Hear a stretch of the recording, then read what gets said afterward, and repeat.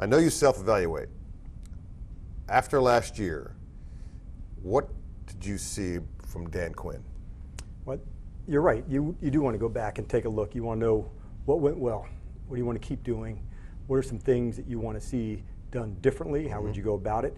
The good news is after each portion of the year, we do an after action. So from last year into, start all the way back at rookie camp, OTAs, training camp, the start part of the season. So it allows you to go back and make the tweaks then. So you're not having to wait until that time of the year. So what we really want to do was, we wanted to throw a good camp.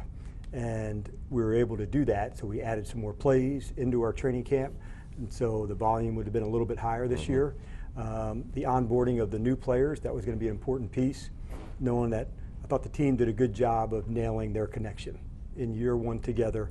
How quickly could they count on one another? How quickly could they trust one another? And so now bringing in the new players, not just rookies, but veterans as well, how strongly could we do that, Chick? And I wanted to be very intentional about that so they would have the same impact on this team as last year's year one players did. Well, you've been in the league for a long time, so you've seen when veterans, some who are going to wear a gold jacket at some point, have come into a team. What are the pitfalls that can take place if you're not as intentional as you are? I think you want to be really upfront. This is how we get down. This is how we do business. And that's okay if this is how you did it at another club, but this is what we need from you, and this is how we do it here. But then it's nice because all the other players are doing the same things. So it's not like you guys do this, I'll do that. Everybody here is on the same page. And I think that's really important when you're bringing somebody in to say, this would be the role, this is how we would try to feature you, and then there's no gray about that. And so you can be very specific about how we would feature the player. Last year was year one here, and I know that you went back when you were not a head coach and looked at everything. When you looked at it this time, how did you do, Dan Quinn? How did you feel like you did? Well, you're pretty critical on ourselves, aren't we? So if you're analyzing your golf swing every game, you'd That's say, the problem. we would look at it. So you definitely want to find things that you can do better. And how do we throw a better practice? How do we develop the players at a higher level? And so that's where I wanted to look at first. How closely could we self-scout ourselves? You talked about me doing self-evaluation. How, on all three phases, how could we do that? And then the other thing that I wanted, we got a really strong staff here, Chick. I wanted to collaborate more. When you're first putting in the system, offense is doing a lot with themselves, defense, special teams, you're just trying to get it up and running. And then now that it is up and running, you want to use all this talent that's amongst the staff and then be able to collaborate more. And we were able to do that. So that's what I wanted to see more from me. How could I help the staff elevate just like they're trying to help the players elevate? And if we do a good job on that, then everybody gets better. I don't think any of us on this side expected what took place last season. I'm not sure what your expectations were, but we're looking back at film. We look at film too, by the way, game tape, and it's the first game of the season, and Laura Oakman's interviewing you in game. Yeah, and you not said play well. You didn't play well, but you said, I've never been more excited to coach a team, and you ain't seen nothing yet. Yeah. So what did you know about your squad that it took us months to learn? I knew we were a lot better than what we had displayed on that game. We just felt disconnected. We didn't have our identity in place yet, so I knew that it was coming. But in order to do that, Chick, we would have to get connected and fast. And so I thought the players really did a good job of that. I knew we were hungry to play well, hungry to battle for it. We just didn't have it all together early on, and that bothered me. And so I wanted to make sure our identity and how we played, where you and our fans and any of our friends and family watched us play, said, man, that's how these guys get down. And that didn't happen on that day. Sure. And so I wanted to make sure every game, this is how we get down. I just saw 5. Win or lose. Win or lose. This is how we play. I just saw 5 leave.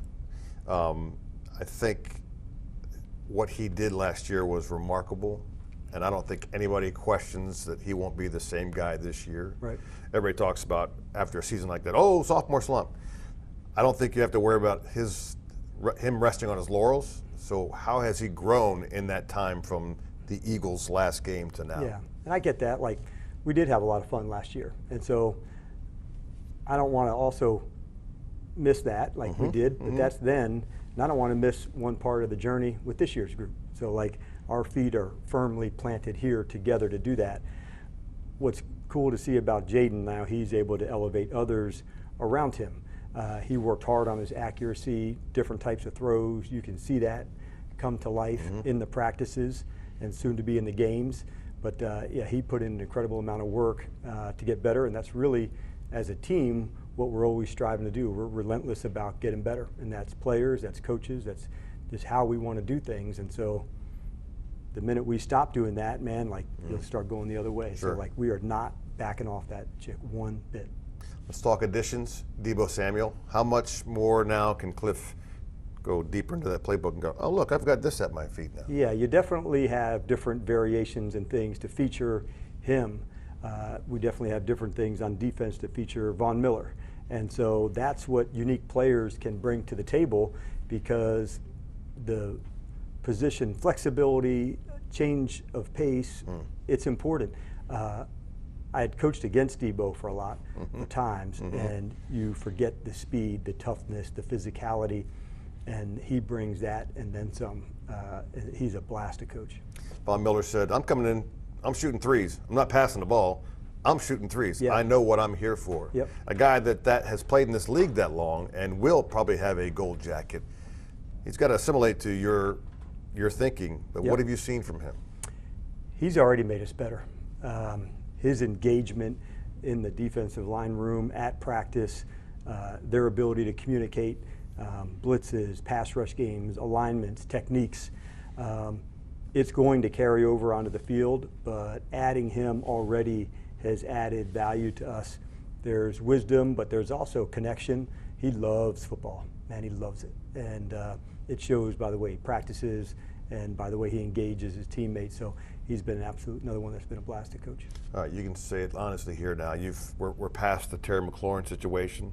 How much did the head coach kind of, I mean, you're not the one who's signing the checks. You're not any of that. You're just like, do I have him or do I not? What are you telling Adam every day? Yeah, I think it's more than that. Is it? Okay. You want to make sure that the players, still staying sharp in the terms of things that he needs to do. It's always a difficult process, when you're putting things together and negotiations are there. The good thing with Terry, man, this is a real pro Chick. And so for him to be so sharp already, that's a big deal for us. But yes, want to make sure from the neck up, not as the ball player, but as the man, was he doing well, knowing that he'll be at his best. Good things are coming. I'm optimistic that way, so I would tell him that from time to time. But it's awesome to have him back. He's such a rare competitor for us, and so him and Deebo and Noah, and some others at receiver, like these are angry, physical players and contested catches, willing to do whatever it takes to go get the job done. I love that type of attitude, and I think you'll feel that from that group. During the OTAs, you were asked a question, and I loved it because you stopped it, you nipped it right in the bud. Someone asked, hey, last year you guys were on the radar, and you were the hunter, and now you're and the second syllable didn't come out of that guy's mouth, and you said, hold on, no, we're the hunter. We're always the hunter. Yes.